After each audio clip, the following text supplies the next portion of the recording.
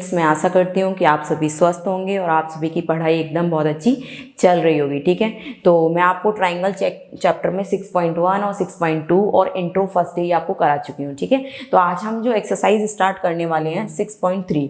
ठीक, और ये किस पर बेस्ड एक्सरसाइज है? आपकी क्राइटेरियंस, जो सिमिलरिटी की मैंने क्राइटेरियन बताई थी आपको 4 फर्स्ट डे इंट्रो में, triple S, triple A, double A और SAS। ठीक है, उन्हीं पर बेस्ड क्वेश्चंस हैं 6.3 एक्सरसाइज में पूरी में। अगर आपको ये 4 क्राइटेरियंस आती हैं, triple S, triple A, double A और मैंने क्या बोला SAS, तो आप इस एक्सरसाइज को बहुत अच्छे से कर पाओगे, अदरवाइज नहीं। तो देखिए क्या है, state which pair of triangle are similar. तो आपको मैंने 2 कंडीशंस दे रखी हैं, मतलब इसमें बहुत सारी कंडीशंस हैं, 4-5 आपके क्वेश्चंस हैं, तो मैंने उसमें से 2 लिए हैं। ठीक है, आपको अगर 2 करने आ गए तो सभी करने सेम है सारे के सारे। तो आपको बताना है इनमें से कौन सा पेयर जो है ट्राइंगल्स का सिमिलर है और कौन सा नहीं है ना। अगर वो इन चारों में से किसी भी क्राइटेरियन को फॉलो नहीं करता तो नहीं होगा। अगर ट्रिपल ए को फॉलो करता है तो भी सिमिलर है, डबल ए को करता है तो भी सिमिलर है, ट्रिपल एस को करता है तो भी सिमिलर है, SAS को करता है तो भी सिमिलर है। अगर इन 4 के अलावा किसी और को करता है तो वो सिमिलर आपका नहीं है। बात समझ में आ गई? तो देखिए फर्स्ट में, देखिए फर्स्ट क्या है आपके पास, फर्स्ट मतलब ट्राइंगल है ABC, दूसरा ट्राइंगल है PQR। तो मैं कहूँगी इन ट्राइंगल ABC।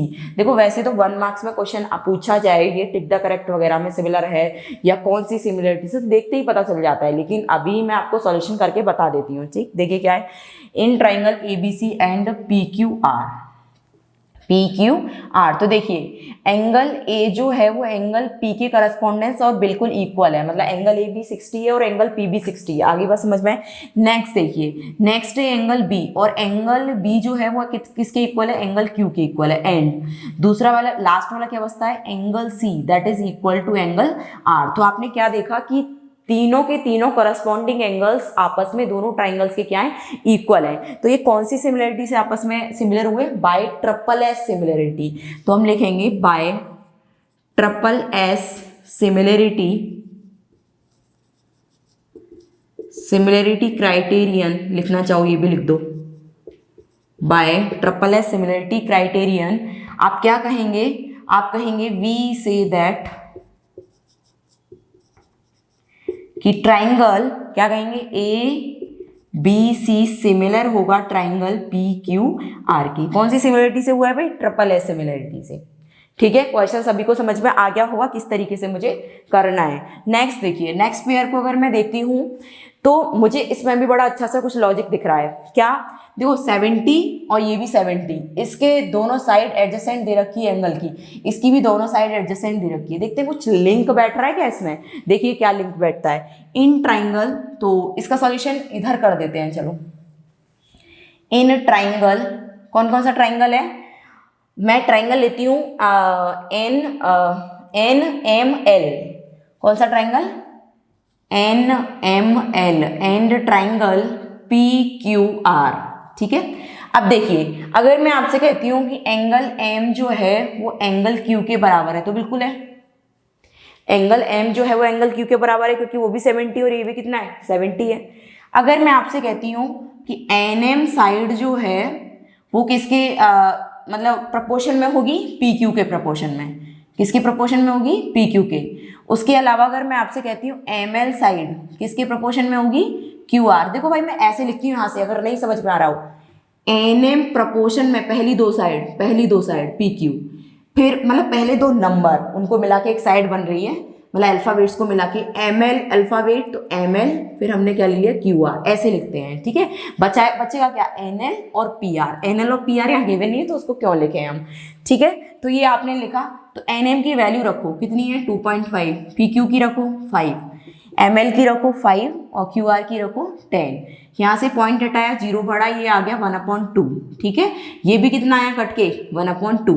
तो इसका मतलब ये दोनों आपस में इक्वल आ रहे हैं। ठीक है, तो कौन सी सिमिलरिटी हो गई? 2 साइड के बीच में एक ट्राइंगल है।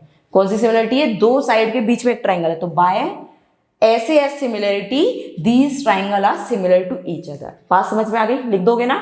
बस इतना लिखना है हमें, बाय कौन सी सिमिलरिटी? SAS similarity. ठीक है, ये सिमिलरिटी क्राइटेरियन भी लिख सकते हो। तो ये जो ट्राइंगल है कौन कौन सा triangle, N M L similar है ट्राइंगल पी क्यू आर के, ठीक है। अगर मान लो 2 नंबर में आते हैं तो आपको ऐसे पूरा प्रूव करके बताना पड़ेगा। 1 मार्क में आता है तो अगर मान लो ऑप्शन में आता है तो आप डायरेक्ट भी बता सकते हो, अगर 1 मार्क में फिर भी तो 1 मार्क में तो अगर रिटन में आता है तो करके दिखाना पड़ेगा, ठीक है। चलिए नेक्स्ट क्वेश्चन क्या कहता है, इन फिगर, आपके पास एक फिगर है, ठीक है, उसमें कुछ एंगल्स दे रखे हैं और वो दोनों ट्राइंगल हैं उनमें रिलेशन सिमिलरिटी का है, मतलब ओडीसी, मतलब ये जो ऊपर वाला ट्राइंगल है ये नीचे वाले ट्राइंगल के क्या है, सिमिलर है, यही दे रखा है इसमें, ठीक है। और ये बीओसी एंगल 125 है, एंगल डी मतलब सी डी ओ एंगल कितना है 70, और ये 3 एंगल्स आपको निकालने हैं। तो देखिए किस तरीके से इसका सॉल्यूशन करेंगे आप। देखिए सॉल्यूशन, मैं अगर आपसे कहूँ कि एंगल, मैंने लिखा DOC प्लस एंगल COB कितना होगा 180 होगा, और मैंने लिखा LPA, क्या लिखा LPA, linear pair axiom, 9th class में पढ़ा था, ठीक है। मतलब ये वाला एंगल और ये वाला एंगल दोनों भाई एक स्ट्रेट लाइन पर ही तो बन रहा है, दोनों का सम कितना होगा 180। तो DOC मुझे निकालना है, DOC मुझे क्या है निकालना है, नहीं पता मुझे। COB या BOC एक ही बात है, आगे पीछे ऐसे करके लिख सकते हो।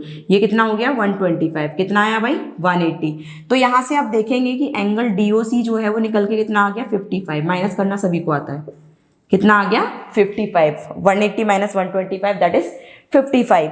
अब DOC आ गया तो आप DCOB, जब आपको ये वाला एंगल पता चल गया कितना है ये 55 है, ये अंदर वाला DOC, तो DCO बड़े आराम से निकल आएगा एंगल सम प्रॉपर्टी से। किससे निकलेगा, एंगल सम प्रॉपर्टी से। तो आप कह सकते हो यहाँ पर, तो कहेंगे इन ट्राइंगल, नीचे दिख रहा होगा शायद DOC, तो DOC में कहेंगे कि angle DOC plus angle DCO, C ले लिया और ये वाला बचा, तो ये वाला एंगल कितना है आपका COD, कितना है COD, कितना होगा 180, और ये किससे हुआ एंगल सम प्रॉपर्टी।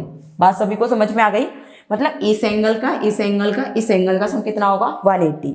तो आप लोग DOC तो अभी निकाला है 55 और DCO निकालना है आपको, ठीक है।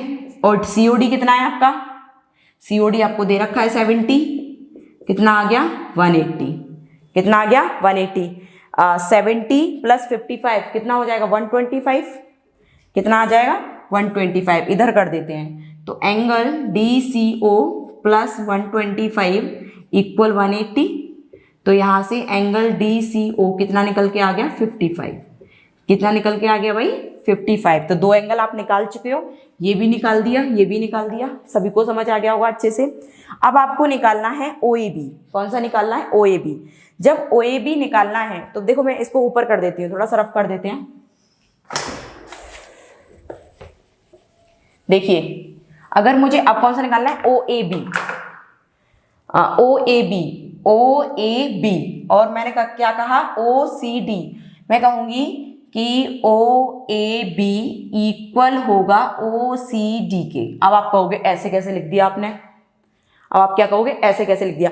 अब कुछ बच्चे क्या करते हैं OAB को OCD के इक्वल इसमें लिखाएंगे ऑल्टरनेट इंटीरियर एंगल, बिल्कुल गलत हो जाएगा। क्यों गलत हो जाएगा, क्योंकि आपको ये वाली लाइन जो है वो इस लाइन के पैरेलल नहीं दे रखी, वो आप कब लगाते पैरेलल होता, लेकिन अभी फिलहाल क्या है पैरेलल नहीं है। जब पैरेलल नहीं है तो आप इसका मतलब OCD आपने निकाला है, तो OCD और OAB को क्यों इक्वल लिख रहे हो, इसलिए लिख रहे हो क्योंकि these triangles are similar to each other, इसलिए दोनों एंगल्स क्या होंगे आपस में इक्वल होंगे। कौन सी प्रॉपर्टी से होंगे CPST, corresponding part of similar triangle. कौन सा हो गया corresponding part of similar triangle. तो इसीलिए मैं यहाँ पर OAB तो मुझे निकालना है, ठीक है। OCD मैं ऑलरेडी निकाल चुकी हूँ, OCD देखो कहाँ है OCD, तो कितना हो गया 55, तो ये भी कितना आ गया 55। तो तीनों ही एंगल्स मैंने आपके सामने निकाल दिए, तो समझ में आ गया होगा सभी को तो अच्छे से, ठीक है। तो चलिए नेक्स्ट क्वेश्चन की तरफ। क्या कहता है, सबसे पहले इस तरीके के ज्योमेट्री के क्वेश्चंस में हमेशा गिवन दैट, टू प्रूफ और प्रूफ या कंस्ट्रक्शन की नीड होती है, तो कंस्ट्रक्शन, ठीक है। तो इन सभी बातों का हमें क्या रखना है, ध्यान रखना है। तो सबसे पहले इसमें आप करेंगे सॉल्यूशन, तो सॉल्यूशन में सबसे पहले लिखेंगे आप गिवन दैट। क्या है आपको गिवन, क्या पहले ये बताओ। तो आपको भाई गिवन है इसमें कि QR अपॉन QS इक्वल है Q T upon P R के, ठीक है, ये आपको गिवन है।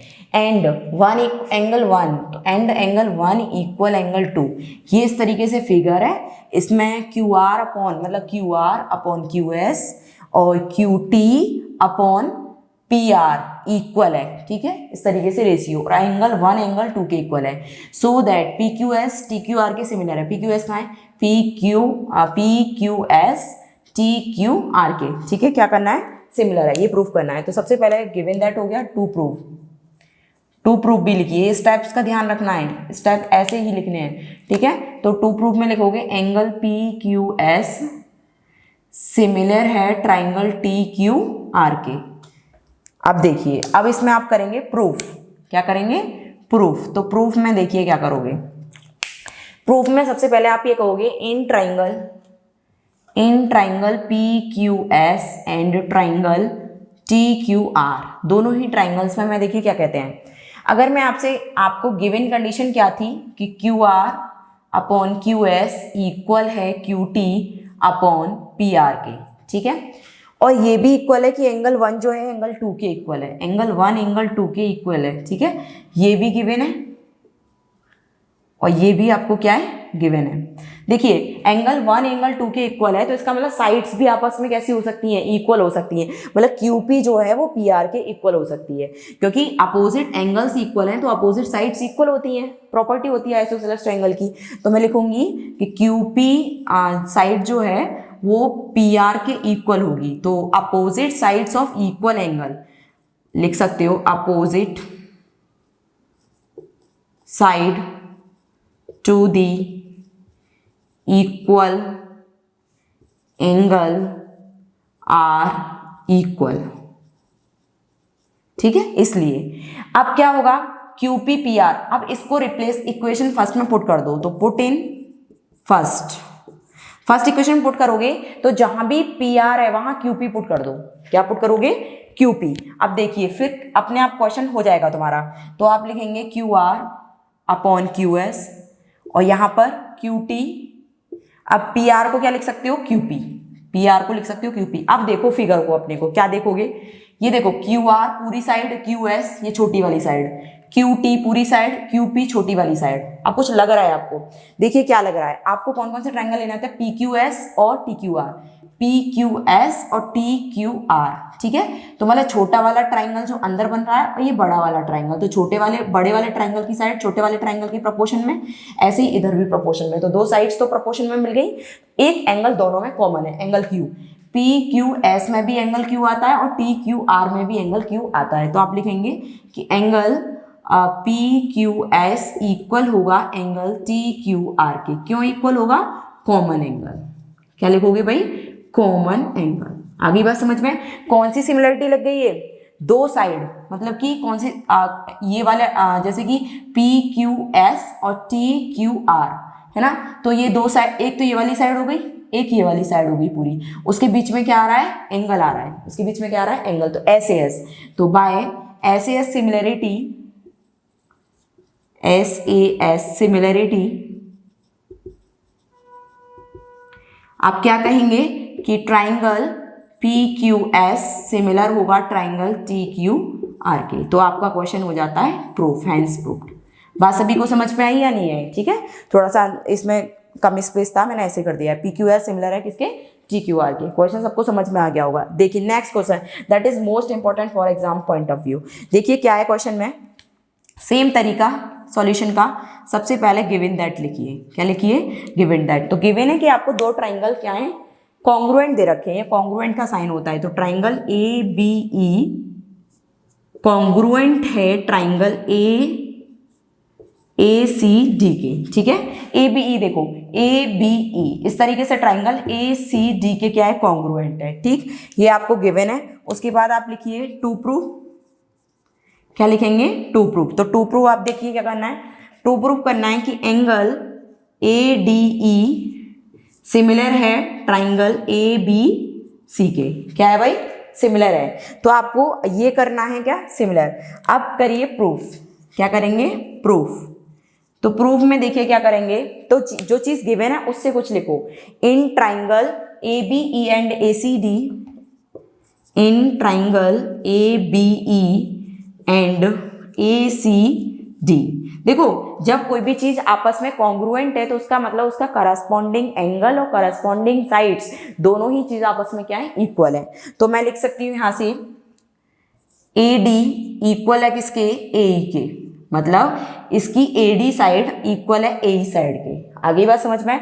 मैं ऐसा क्यों लिख रही हूं, यहाँ पे लिख दो, बिकॉज क्या होगा कि ये दोनों ट्राइंगल ए बी ई है वो क्या है, कॉन्ग्रुएंट है ट्राइंगल ए सी डी के, इसलिए इक्वेशन फर्स्ट बन गई। ठीक है, अब देखिए, अब आप कह सकते हो कि ए बी इक्वल किसके हैं, ए सी के इक्वल, मतलब ये वाली साइड ए बी इक्वल है किसके, ए सी के। तो ये भी क्यों है, सेम चीज, क्या है भाई, सेम। Equation second. अब कहो equation first is divided by equation second. Question सभी को समझ में आ रहा होगा, ठीक। तो देखिए मैं इसको इधर कर देते हैं, इंपॉर्टेंट क्वेश्चन है ये। देखिए तो आप कहेंगे 10 equation first divided by equation second. तो आप डिवाइड करिए, A D divided by A B equal A divided by A C. Left को लेफ्ट से, राइट को राइट से। अब देखो डिवाइड जब कर दिया, अच्छा ये भी रफ हो गया, तो यहाँ ए था, ठीक है। तो देखो A D upon A B, मतलब छोटी साइड ट्राइंगल की, फिर होल साइड, फिर छोटी साइड, फिर होल साइड, क्या है आपस में प्रोपोर्शन इक्वल है। अब आपको बहुत अच्छे से पता है कि इस छोटे वाले ट्राइंगल को बड़े वाले ट्राइंगल के सिमिलर प्रूफ करना था, ये तो करना है। ए डी ई सिमिलर है किसके, ए बी सी के, ए बी सी के, ये करना है। तो आपको ये दिख रहा है कि एंगल इस छोटे से ट्राइंगल में भी आ रहा है और एंगल ये बड़े वाले ट्राइंगल में भी आ रहा है, दोनों में आ रहा है। तो एंगल ये क्या हो गया, कॉमन। तो आप लिखेंगे कि angle D A E equal होगा एंगल किसके, बी ए सी के। आगे बात समझ में। तो आपने ऐसा लिख दिया, तो ये कौन सी प्रॉपर्टी बन गई भाई, दो साइड्स के बीच में एक एंगल, तो वही है by S A S similarity. कौन सी सिमिलरिटी हो गई, S A S. We say that, क्या कह सकते हैं आप कि triangle A D E similar हो गया ट्राइंगल ए बी सी के, हैंस प्रूव। तो क्वेश्चन सभी को समझ में आ गया होगा, ठीक है। तो चलिए नेक्स्ट क्वेश्चन की तरफ देखिए। तो क्वेश्चन नंबर 8 क्या कहता है, is a point on the side A D, A D पर कोई ई पॉइंट इस तरीके से प्रोड्यूस करना है आगे की तरफ। पहले पैरेललोग्राम बनाओ A B C D, A B C D एक पैरेललोग्राम है, ए डी साइड को हमने ई पॉइंट तक बढ़ाया है, फिर बताया B E intersect C D, जो बी ई लाइन है सी डी पर एफ पॉइंट पर इंटरसेक्ट करती है। इस फिगर को हमको बनाना है, ये फिगर बना हुआ नहीं आया, मैंने बना लिया है, ठीक है। तो ये समझा दिया है मैंने, ए बी सी डी एक ट्राइंगल है, ए डी लाइन को ई पॉइंट तक बढ़ाया है, और जो बी ई लाइन है सी डी पर एफ पॉइंट पर क्या करती है, इंटरसेक्ट करती है, इतना गिवन है। सो दैट ए बी ई देखो कौन सा है, ए बी ई, ये पूरा बड़ा वाला ट्राइंगल सी एफ बी, मतलब ये नीचे ट्राइंगल जो बन रहा है इसके क्या सिमिलर है, ऐसा आपको क्या करना है, प्रूफ। तो ये गिवन तो आपको समझ में आ गया होगा, जो चीज लिख रही है वो मैंने लिख दी। टू प्रूफ, ये जो शो करना था वो लिख दिया। उसके बाद देखिए प्रूफ करना है। प्रूफ में क्या करना है, A B E and C F B. तो मैं इन्हीं ट्राइंगलों में बात करते हैं generally, A B E and triangle C F B, ठीक है। देखिए तो मैं आपसे कहूंगी कि angle B A E equal होगा एंगल एफ सी बी के। देखिए मैंने क्या कहा है, मैंने कहा कि ये एंगल इस एंगल के इक्वल होगा। क्यों होगा, क्योंकि पैरेललोग्राम में अपोजिट एंगल्स इक्वल होते हैं। तो लिखूंगी opposite angles of the parallelogram are equal, ठीक है। इसलिए क्या है, ये इक्वल है। अब देखिए उसके बाद में क्या कहूंगी, जब पैरेललोग्राम है तो उसी लाइन को आगे बढ़ाया गया एडी को, तो इसका मतलब A is parallel to B C. Parallelogram में अपोजिट साइड्स इक्वल भी होती हैं और पैरेलल भी होती हैं, इक्वल भी और पैरेलल भी। बट एडी तो इक्वल होगी बीसी के, बट ए ही नहीं होगी, लेकिन ए ही पैरेलल जरूर होगी किसके, बीसी के। तो हम कह सकते हैं कि ये वाला एंगल इस वाले एंगल के क्या होगा, इक्वल होगा। तो आप क्या लिखेंगे इसे, ऑल्टरनेट इंटीरियर एंगल। क्या लिखेंगे, क्योंकि बीई जो है वो किसकी तरह बिहेव करेगी, ट्रांसवर्स की तरह बिहेव करेगी। तो आप लिख सकते हैं ई और बी। तो यहाँ पर ई लाने के लिए यहाँ ई लिखना है मुझे, एंगल तो इसको बीच में लिखेंगे जो भी एंगल की बात करते हैं। तो ए ई बी इक्वल होगा किसके, बी, तो ए ई बी, तो यहाँ सी बी एफ के, ठीक है। देखो मैंने ए ई बी इक्वल है सी बी एफ के, बात समझ में आ गई। तो ये क्या हो गया आपका ए आई ए, ऑल्टरनेट इंटीरियर एंगल, क्योंकि बी आपका जो ट्रांसवर्स लाइन की तरह बिहेव कर रहा है। तो ये कौन सी सिमिलरिटी हो गई, बाय दो एंगल मिल गए, तीसरा एंगल ढूंढने की नीड ही नहीं है, डबल ए भी होती है ट्रिपल ए भी होती है, दोनों होती हैं। By double A similarity criterion क्या हो गया, triangle A B E similar हो गया ट्राइंगल सी एफ बी के। इतनी बात सभी को समझ में आ गई होगी, ठीक है। तो इजी क्वेश्चन था। देखिए क्वेश्चन नंबर 11 में क्या है, फिगर आपको आएगा बना हुआ, ठीक है, जिसमें फिगर लिखा रहता है कि इन फिगर, तो वो बना हुआ फिगर है, ये बनाना था हमको फिगर। देखो क्या है, is a point on the side C B, मतलब सी बी साइड पर हमने कोई ई पॉइंट लिया है, फिगर बना हुआ है। Produced isosceles triangle A B C, मतलब एक आइसोसेलेस ट्रायंगल है ए बी इक्वल है ए सी के, मतलब ए बी सी जो है तुम्हारा आइसोसेलेस ट्रायंगल है, ये एंगल इस एंगल के क्या है, इक्वल है, ठीक है। A D is perpendicular to B C, A D is perpendicular to B C and E F is perpendicular to A C, तो E F is perpendicular to A C. तो आपको A B D similar proof करना है ई C F के। ए B D देखो कहाँ है, A B D, मतलब ये वाला ट्राइंगल, कौन सा वाला ट्राइंगल, ये वाला ट्राइंगल किसके, ई सी एफ के। ई सी एफ है ई सी एफ, ये वाले ट्राइंगल के क्या करना है, सिमिलर प्रूफ करना है। तो सबसे पहले गिवन, उसके बाद टू प्रूफ लिख लोगे गिवन, और टू प्रूफ में आपको क्या लिखना है, ये लिखना है। मैं करवाती हूँ आपको प्रूफ, क्या करवाते हैं भाई, प्रूफ। आप इतनी दो चीजें लिखना सीख गए होंगे अभी तक। तो प्रूफ में क्या करेंगे, इन्हीं दोनों ट्राइंगलों में बात करेंगे, in triangle A B D and triangle E C F, ठीक है। देखिए आपको जब गिवन है कि ए बी जो है वो किसके इक्वल है, ए सी के इक्वल है, ऐसा आपको क्या है गिवन है।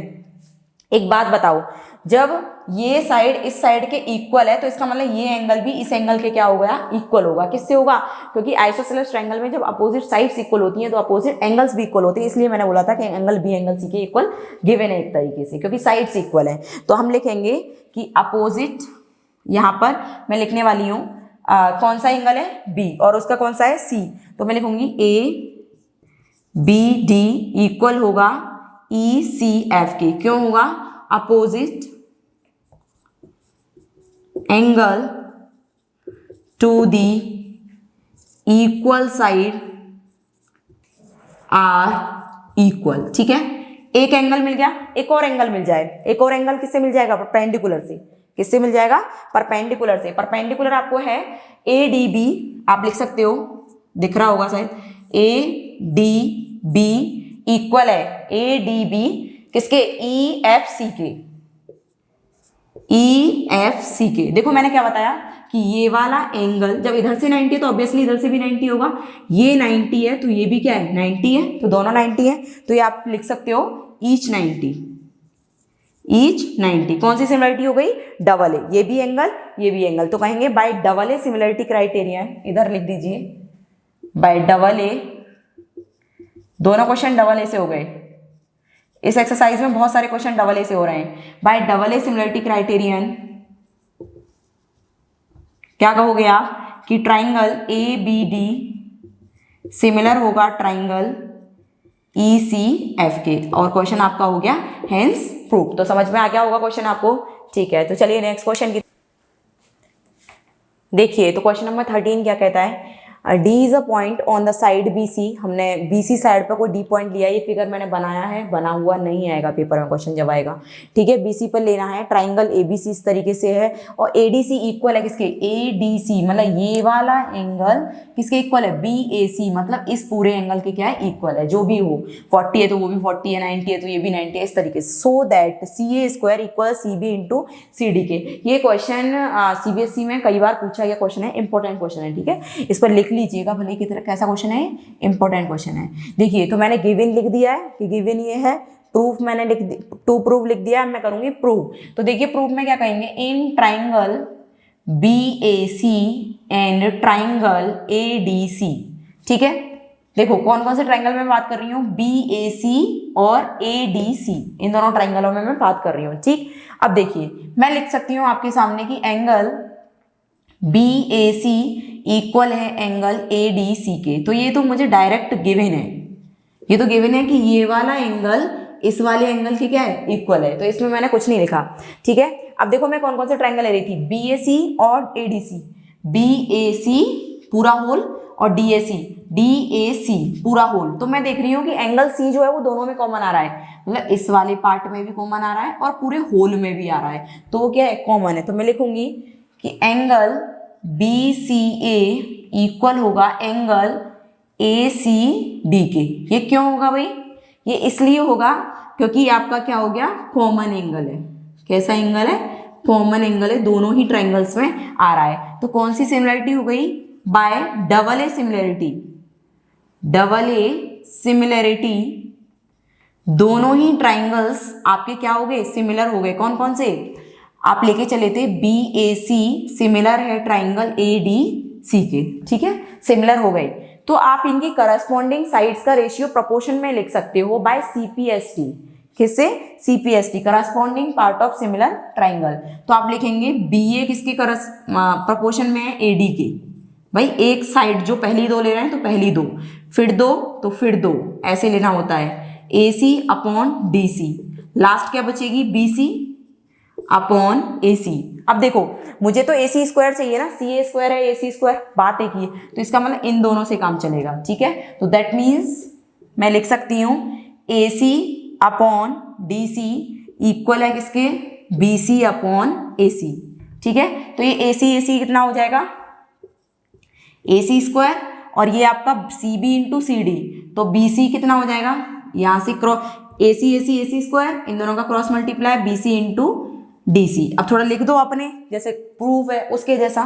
तो AC को क्या लिख सकते हो, CA का होल स्क्वायर, और CB को क्या लिख सकते हो, BC को क्या लिख सकते हो, CB, और इसको क्या लिख सकते हो, CD। तो हैंस प्रूव्ड। ठीक है, बात समझ में आ गई होगी। AB है तो उसको AB बोलो या BA बोलो, एक ही बात है, जो लेंथ है वही रहेगी उसकी, 4 है 5 है जो भी है। तो आपका क्वेश्चन प्रूव हो जाता है। ठीक, अब देखिए वर्टिकल पोल, ये भी क्वेश्चन इंपॉर्टेंट है, 15 क्वेश्चन है। इस तरीके का एक एग्जाम्पल भी है। ठीक, तो इसमें देखो क्या है, एग्जाम्पल में हम एक ही फिगर में दो ट्राइंगल बना देते हैं, बट इसमें नहीं बनाना। आप क्यों मत बनाना, देखो इसका भी रीजन बताऊंगी। A vertical pole of length 6 metre, एक 6 मीटर पोल लंबा है, उसकी शैडो जो बन रही है 4 मीटर की बन रही है। ठीक है, ग्राउंड पर। दूसरा सेम टाइम पर एक टावर लिया है, टावर की जो शैडो बन रही है 28 है। भाई ये कितना है, 28, 20 नहीं है, मैंने 20 लिख दिया है। क्वेश्चन में कितना है, 28 मीटर लॉन्ग है।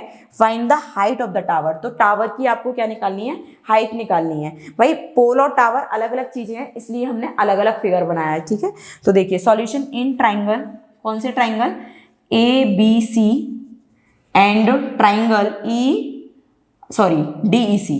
कौन सा ट्राइंगल, DEC। तो देखिए आप इसमें क्या कहोगे कि एंगल B जो है वो एंगल E के इक्वल है। क्यों है, ईच 90 डिग्री। देखो टावर हो या पोल हो, दोनों ही कैसे हैं, ग्राउंड पर 90 डिग्री के, इसलिए B और E दोनों 90 हैं इसलिए। उसके बाद मैं कहूंगी कि एंगल C जो है वो F के इक्वल होगा। एंगल C जो है वो F के इक्वल क्यों हुआ कि मतलब एलिवेशन जो है वो सेम टाइम पर है। देखो लिखा हुआ है, कहाँ है, ये रहा, एट द सेम टाइम। मतलब ये जो एंगल जो भी बना रहा है ग्राउंड के साथ, मतलब AC लाइन जो भी ग्राउंड के साथ बना रही है, DF लाइन जो भी ग्राउंड के साथ बना रही है, वो सेम टाइम पर। तो angle of elevation at the same time, इसलिए angle of elevation at the same time. ठीक है, इसलिए दोनों सेम टाइम, इसलिए दोनों एंगल्स कैसे हो गए, इक्वल हो गए। तो कौन सी सिमिलरिटी हो गई, bye double A similarity. Bye double A similarity दोनों ही ट्राइंगल्स कैसे हो जाएंगे, कॉन्ग्रुएंट, सिमिलर हो जाएंगे। कैसे हो जाएंगे, सिमिलर। तो आप इन्हें फिर कैसे लिख सकते हो, इधर लिख देती हूं मैं। देखिए कैसे लिख सकते हैं, मैं लिख सकती हूँ कि ABC सिमिलर हो गया ट्राइंगल DEC के। ठीक है, अब देखो AB अपॉन क्या होगा, DE इक्वल और क्या हो जाएगा, A B upon D E, B C upon E C और एक और ए सी अपॉन डी सी। ठीक है, तो ए बी कितना है, ए बी आपका 6, डी ई कितना है, डी ई आपका निकालना है हाइट, बी सी कितना है 4, ई सी कितना है 28। ठीक है, 4 7 सा, ठीक है, और 7 छिक्के 42, तो डी ई जो है वो कितना आ गया 42 मीटर। कितना आ गया, टावर की जो हाइट है वो कितनी है 42 मीटर। तो आपको सभी को समझ में आ गया होगा।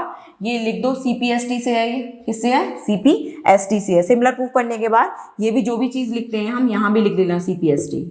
ठीक है, सिमिलर प्रूफ कर दिया तो करस्पॉन्डिंग साइड्स को जो इक्वल दिखाते हैं किससे दिखाते हैं CPST से, corresponding part of similar triangle, जैसे CPCT में होता था। ठीक, तो आपको होप सो ये सब अच्छे से समझ में आ रहा होगा। अगर अच्छे से समझ में आ रहा है तो वीडियो को अपने फ्रेंड्स के साथ शेयर करिएगा, ज़्यादा से ज़्यादा लोगों के पास पहुंच सके। और अगर चैनल अभी तक आप लोगों ने सब्सक्राइब नहीं किया है तो चैनल को सब्सक्राइब कर लीजिए और बेल आइकन बटन को भी प्रेस कर लीजिए, जिससे कि आगे आने वाली जितनी भी नोटिफिकेशंस हैं वो आपको आसानी से मिल सकें। ठीक है, थैंक यू।